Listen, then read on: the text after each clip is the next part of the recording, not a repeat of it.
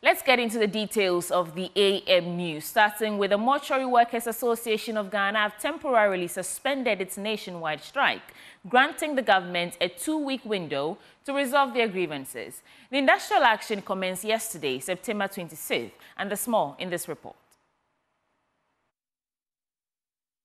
The Mortuary Workers Association of Ghana has called off its nationwide strike, giving the government a 2-week ultimatum to settle their demands, which include unpaid salary arrears, provision of adequate personal protective equipment (PPEs), bonuses promised during the COVID-19 pandemic, and financial clearance for new staff. Speaking to the media, General Secretary Richard Kofi Jordan explained that suspending the strike was necessary to mitigate the negative impact on the public, especially bereaved families. He stressed the need for the government to act swiftly, warning that failure to meet their demands could lead to renewed industrial action. We are not here to litigate. We are putting the strike in abeyance out of respect for Ghanaians. We have seen pressure everywhere. Right. We are giving government 2 weeks. We are giving government 2 weeks. We are giving our employer 2 weeks. Today is 26 or so. Next week is not, the following week, which is on the 9th. Right. On the 9th of October, if government does not resolve all the matters before them, I'm sorry, on the 10th, we will trigger this strike again. During the peak of the strike, many bereaved families were stranded, unable to access mortuary services or pay for the release of bodies for funerals scheduled for the weekend. Several affected families called on the government to urgently resolve the situation. But it's very bad. These people, when it comes to these places, they are very important. As we know, when someone dies and the family is not ready to bury it, it has to be kept somewhere. But when they are not treated well and it comes this way, it affects the whole country. I didn't know about the strike. There was no one there to remove the body for us. Now I'm going home empty-handed. We beg the government to listen to what they are saying so that we can also be at peace. Because the death of a person is frustrating, and this whole thing is also very frustrating. Now, Oliver Baka-Vomawo and 12 other Stop Galamsey protesters whose cases were outstanding will spend the next 2 weeks in police custody after an Accra Circuit Court denied their application for bail. Lawyers of the protesters had made spirited arguments before the court, but failed to convince the Circuit Court judge who remanded the protesters into police custody. This latest development is coming on the back of influential persons and civil society organizations, including former President John Dramani Mahama and his running mate, mounting pressure on the government to immediately terminate the prosecution of the protesters who were arrested for alleged offenses. So what happened in court? Our man, Kenneth Jesse, has more. Today, lead convener of Democracy Hub, Oliver Baka-Vomawo, alongside other demonstrators of the Stop Galamsey Now, have been remanded into police custody for 2 weeks. Now, Oliver could not turn up in court yesterday because, according to his lawyers and the Ghana Police Service, he had fallen ill and was in the care of the police hospital. But a limping Oliver appeared in court today in a nose mask, ready to face judgment. At the end of the day, the judge revealed that Oliver and others should be remanded into police custody until at least the 8th of October. Private legal practitioner Martin Pegbu expressed his dissatisfaction with the verdict. What I witnessed in court, there was no need for a remand. I'm very, very confident of what I saw. Oh no, there's usually judges who make orders for bail and ask that the Ghana card or passport, etc. So number one, the Ghana card details of the accused be furnished to the registrar. Then number two, a passport order. That is to say the passport is seized. And then things about the police go to verify. So remember that before somebody is released from custody after the bail, the police go with the person to verify the abode and the sureties. Yes. Some of the families and friends of those who are being remanded expressed their dissatisfaction with the verdict. We have been sitting on a ticking time bomb. Ghana is a ticking time bomb. It's just a matter of time before Ghana is destroyed. It's falling down before our eyes. You and I, we know it. Every day, any year, unless we stand up, any year, Ghana is falling. And it's up to you and I to get up and make our minds. And I speak to the person on the street, the person in the markets, voting just because you are voting. You don't even know the policies. You ask somebody, you say, as for me, I'm as for me, I'm. Find out, know what they are come to do for us. What do they have for us? They don't think about us. They don't want to share their spoils and go. I do not agree. There are videos online even showing his arrest, videos that have him, like his hands put up, videos that show that he wasn't resisting, videos that show that he wasn't doing anything unlawful, videos that show that they were just standing elsewhere and then and then the police came to just take them away. I mean, it is not illegal to protest. It is not unlawful to speak for your right, to fight for the environment you are living in. We don't expect anyone else to come and do that fight for us. From the Accra Circuit Court, Kenneth Jesse for Joy News. Still on the matter, human rights group Amnesty International has expressed grave concerns over the arrest of Stop Galamsey Now protesters by the Ghana Police Service. According to them, reports of the protesters being denied food and legal representation amounts to an infringement of their rights. It also announced plans to form a protest observation unit to demand that the rights of demonstrators be respected under the law. Over 30 Stop Galamsey protesters were remanded into police and prison custodies following a 3-day protest last week. The Ghana Police Service has accused the demonstrators of blocking roads, dismantling police barriers and obstructing traffic during their demonstration at the 37 roundabout in Accra. The protesters, however, have been unhappy with the police handling of the situation.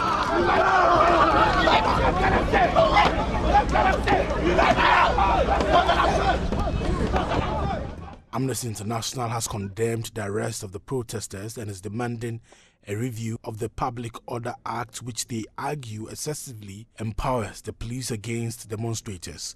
Genevieve Partington is the country director for Amnesty International.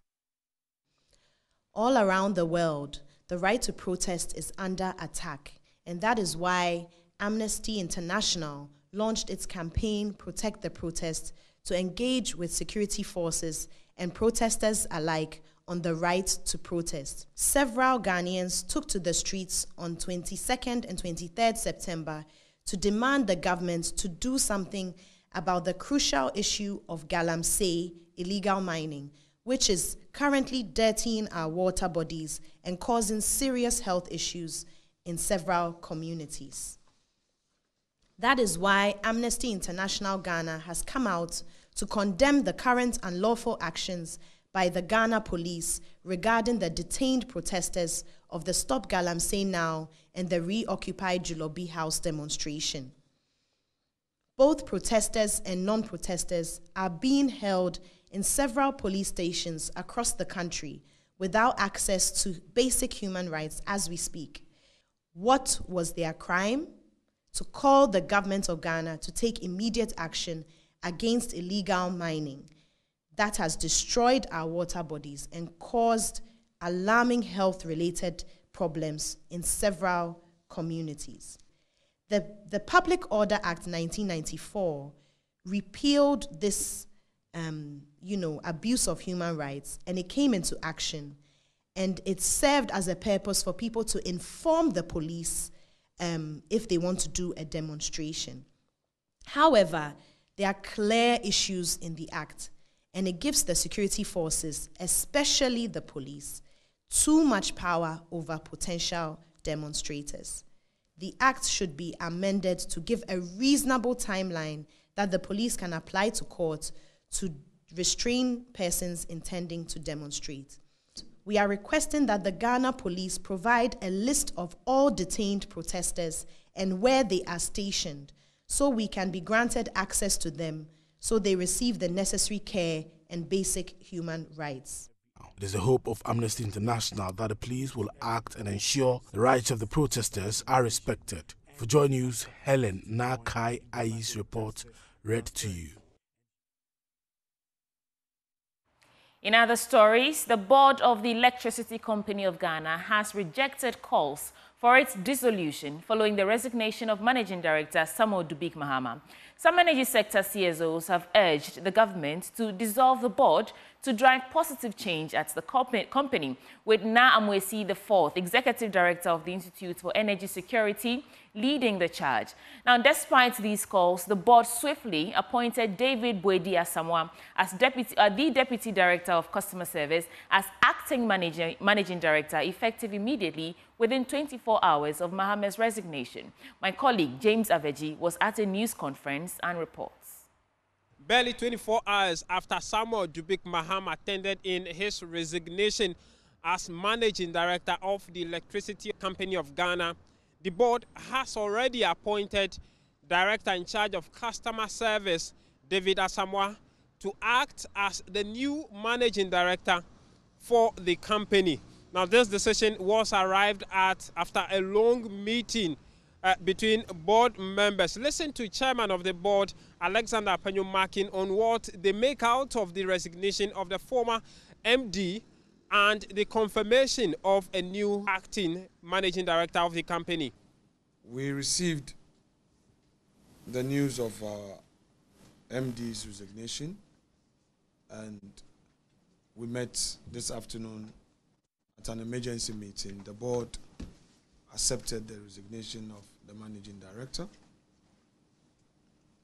and Mr. David Asamoah has been nominated to act as a managing director, pending decisions of the sole shareholder of the company, which is the government, and we're going to have the necessary engagement with the sole shareholder. Alexander Apenyo-Markin has also been responding to calls for the dissolution of the entire board of the Electricity Company of Ghana. There's a new board, and in fact, this is our second meeting. Or let me say, essentially, this is the first meeting of the board. This emergency meeting was the first meeting of the board. When we were sworn in, it was a familiarization. All right, this is the first meeting of the board. So I think that that's a misplaced position taken by him. He's also been given some assurance on plans to make the operations of the company more profitable moving forward. A lot of things are being done. I wouldn't want to be talking about them now, but be assured that there is this determination aimed at ensuring that support systems are in place to make ECG continuously an efficient state entity.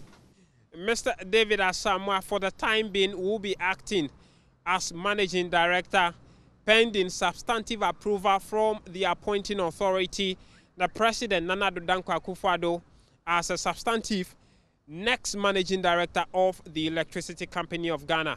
From the Electro Volta House here in Accra, my name is James Aveji, reporting for Joy News. Moving on, victims of the inferno, which destroyed about 500 structures at Tema Community 12, say they have been pushed to the lowest points of their lives. For them, the last few days have been their darkest moment, with no option but to give a second shot at life after losing what they have toiled for. Speaking to Joy News, they revealed how difficult it is to sleep at night when they cast their minds back to the fire. The victims are asking for support, and correspondent Kwame Yanka tells us more.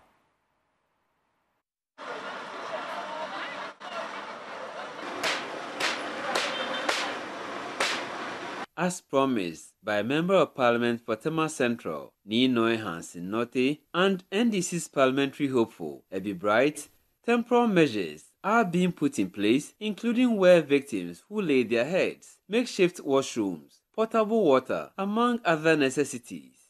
Victims of last Wednesday's fire may be grateful for the interim measures, but do admit the incident has derailed their already difficult lives.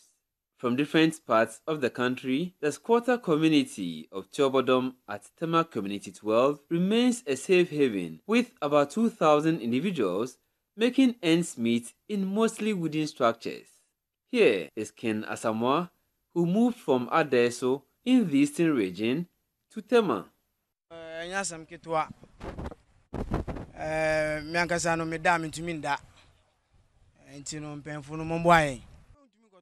experiencing sleepless nights. I sell coconuts and haven't been to work since last week. We need help to restart life. I can't imagine myself going through what is happening at the moment. Charlotte Kofi is a mother from Anochi in the Western region, and taking care of the children at this point has been nothing short of difficult. Yeah, dying to mean that because unye bebinda, and one dozen, it is a conviaco in your between the adaso. We can barely sleep at night.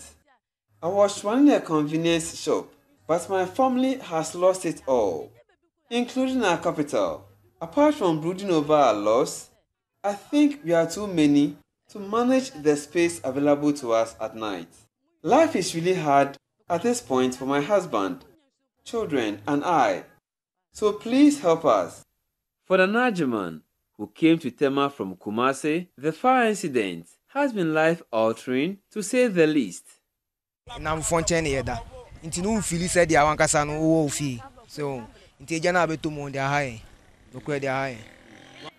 Kumasi in the Ashanti region in search of a better life and found myself here. It's quite unfortunate that things have gone south. I lost everything through the fire. Some of us have to put up with friends, and this is not something we had anticipated.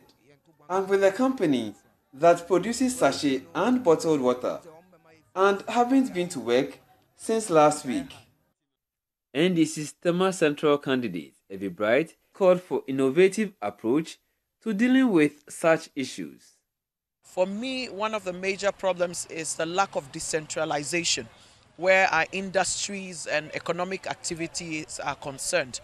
But in terms of this being essentially about Tema, I won't shy away from the fact that just by default, we should see more of the influx of people like this, because this is the industrial township. This is the pulse of the nation's economy.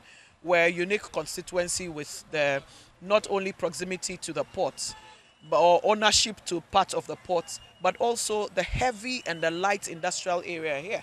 So if you're talking about artisans and you're talking about workers, you're talking about businesses, manufacturing, this is the epicenter of all of that as far as Ghana is concerned. So if anybody in the urban areas are seeing an influx of young people predominantly looking for survival, Tema Central, of course, will be at the center of it. So it behoves on us to find innovative solutions to manage the situation. It's time for supper, and the camps of NPP's parliamentary hopeful, Charles Forson, and that of NDC's Evie Bright, in pickup trucks with food, make their way to locations including Assemblies of God and Maradu to feed victims. This has been Kwame Yanka for Joy News.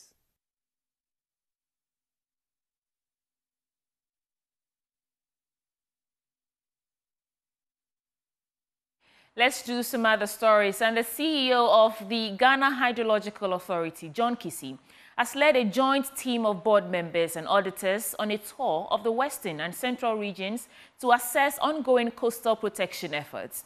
During their visits to Duakor, the team observed the proximity of the sea to the main road, raising concerns about potential coastal erosion and its impact on local infrastructure. Mr. Kissy highlighted the construction of 2 breakwaters and ongoing coastal protection works aimed at safeguarding the Cape Coast Castle from the effects of erosion. There's more in this report. One of the key challenges the joint team of board members and auditors of the Ghana Hydrological Authority identified during the tour was the maintenance of coastal protection assets, with sun-winning activities posing a major threat to their longevity. CEO of the authority, John Kissy, noted that the authority plans to establish a facility development committee to oversee the management and generate income to maintain the provided infrastructure. They moved to Elmina project site, which is our 98% complete. Then we saw around Duakor in Cape Coast, where the sea is so close to the road. It's something that the Ministry of Works and Housing is very much aware of, and effort that we are making to make sure that we undertake a project to address that challenge. From there, we've moved to Cape Coast Coastal Protection worksite. Cape Coast here, we have two set of breakwater that we have constructed. We have also constructed work to protect the Cape Coast Castle. You would have seen if you coming around the castle, you'll see the coastal protection works around the castle to protect it. And the breakwater that we've constructed here, similar to Commander, is to help boost the local economy to support the fishing activities in this community. So here we have the last arm of the breakwater that you can see under construction. And we are looking forward to Cape Coast Coastal Protection Works Phase 2, to protect the Accra-Takoradi Highway, as we saw, and then also areas around Brofiedo, Ekwan, as well as the Ola areas. So those are works that we are hoping to start very soon. Board chairman of the Ghana Hydrological Authority, Kwesi Enim, charged Ghanaians to help put an end to the illegal mining plaguing the country. You know what Galamsey is doing to our country. So we are in the thick of it, and it's sad, but Ghanaians are the only people that can stop it. Ghanaians are the only people that can stop Galamsey. God will not come from heaven. Muhammad will not come from heaven. No. Employment alone, talking about employment, the fishing sector employs close to 10% of the population of the country, direct and indirect. So you can imagine the economic benefits. But we could do better. I want to see us, as a country, develop this place. When we do the breakwater, we should derive benefits. We should derive benefits. We should derive benefits. The authority says the initiative underscores its commitment to protecting coastal communities and historical landmarks from increasing threat of sea erosion. The Ghana Health Service has called for a stronger focus on promoting healthy nutrition and access to healthcare for adolescents in schools. According to the service, it was time the Ghana Education Service took a central role in ensuring that schools do not become grounds for the development of non-communicable diseases. Speaking at an event on the School-Friendly Nutrition Initiative, Acting Central Regional Director of Health Services, Dr. Agnes Achama Anani, emphasized the importance of creating an environment where school children can access only nutritious meals. There's more in this report. Acting Central Regional Director of Health Services, Dr. Agnes Achama Anani, stressed the need for parents to provide healthy meals for their children, questioning the practice of school authorities allowing food vendors to sell unhealthy snacks on school campuses. Currently, if you just scout around, you can see that we have a lot of children that are overweight or obese, and some of these things generate from the schools. It's very important that we let stakeholders know that these children, when they develop overweight and also become obese, it puts them at risk of developing non-communicable disease when they grow into adulthood. Currently, we see a lot of fast food around, and also there are so many challenges. If you tell a child to take a healthy diet, it means that the burden is on the parents, the burden is on the teachers. Therefore, we need these people to understand the need of providing healthy food for their children. Yes, we have nutrition being part of the curriculum in the schools, but then it's about the implementation. What do we even allow food vendors to sell on campus? You go to some schools, you see a lot of toffees, drinks, and the rest. And even as parents, what do we give to our kids to school for snack? It's very important that we look into these things so that at least we can prevent childhood obesity, which puts them at risk of developing non-communicable disease when they grow old.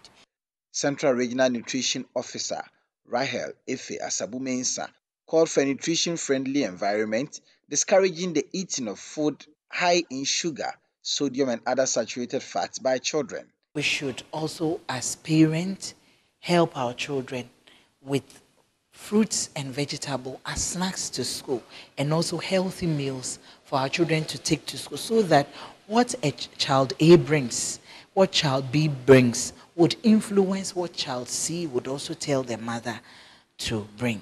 Other than that, if we all bring, most of the children bring unhealthy meals, that is where the children feel it is the thing of the day and they start craving for it. But parents also have a stake in this, providing the children with healthy meals.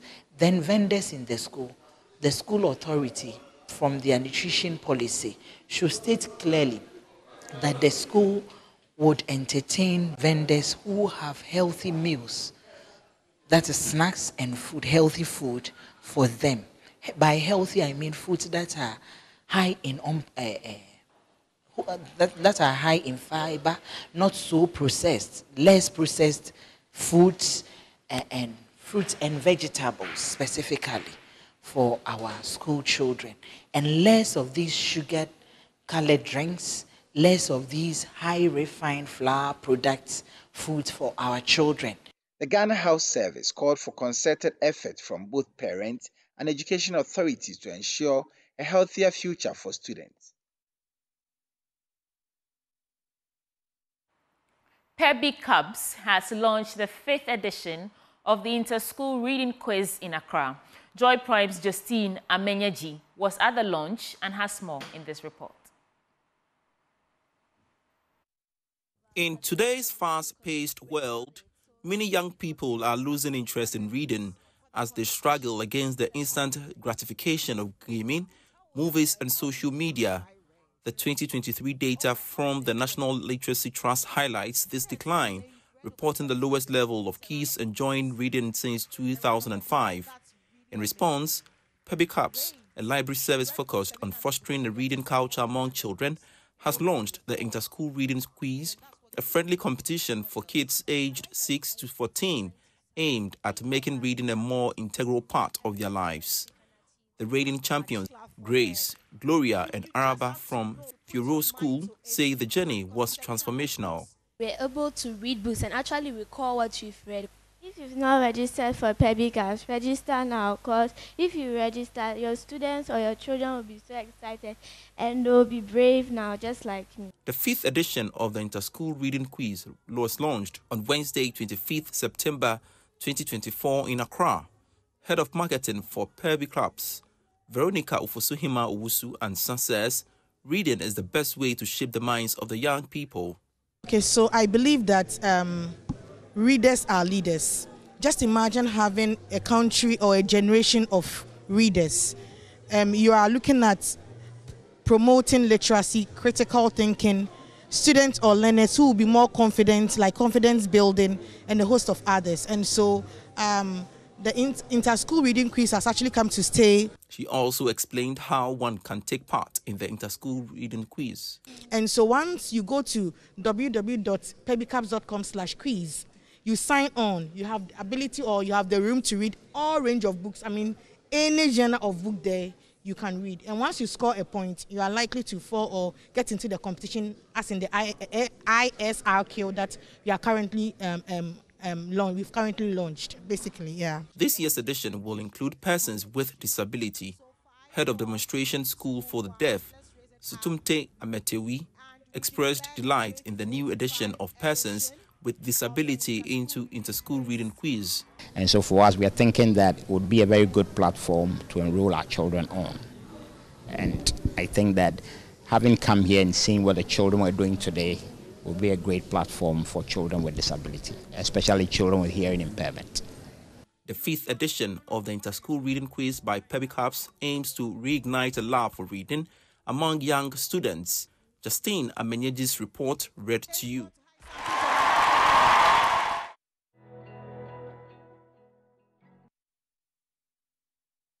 And this is the business update segment on the AM News. In our first story, the Bank of Ghana has rolled out a new method for calculating foreign exchange rates. The move, the regulator argues, is in line with best international practice and ensures that it meets international practice. There is more in this report. According to the Bank of Ghana, this is to ensure that more data is brought on board, as well as coverage when it comes to forex rates quoted by the commercial banks.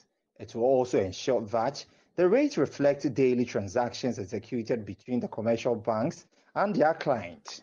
This change, the Bank of Ghana argues that is a long-term strategy to align its foreign exchange market reference rate with that of international standards. The central bank, in a circular to the financial market players, announced the reference rate will be published every day on the Bank of Ghana website and will be computed from the data submitted by all the commercial banks. It also went ahead to explain that the commercial banks will also submit data all spot US dollar rate and Ghana cedi transactions concluded before 3:30 p.m.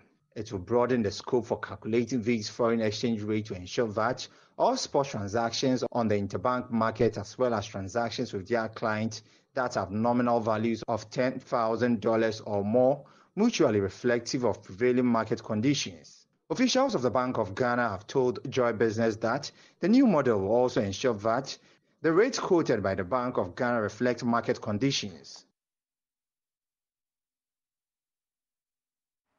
Now, banks say they expect dollar demand to pick up strongly in the coming days, a development that could put new pressure on the cedi. This is due to the fact that more businesses are moving to restock for the Christmas festivities. George Wiafe has the rest of the story. Data from some of the commercial banks showed that demand has picked up strongly over the past week. This is coming from businesses in the manufacturing sector, energy and services. Some of the commercial banks say the requests that has come in so far are for payment obligations that are due by the end of this year. Some of these firms are also looking for dollars to pay items that they've purchased on credit for the Christmas festivities. Concerns about demand picking up is coming at a time that the Ghana cedi has remained fairly stable against the US dollar for some time now.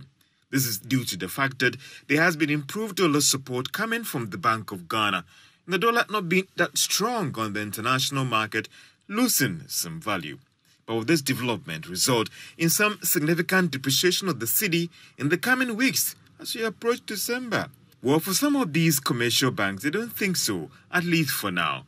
They feel that the expected positive news coming from the Eurobond debt restructuring and even the third IMF program review could deal with this expected threat to the local currency. Again, the Bank of Ghana has promised that it will step up dollar support as we approach December to deal with the demand pressures.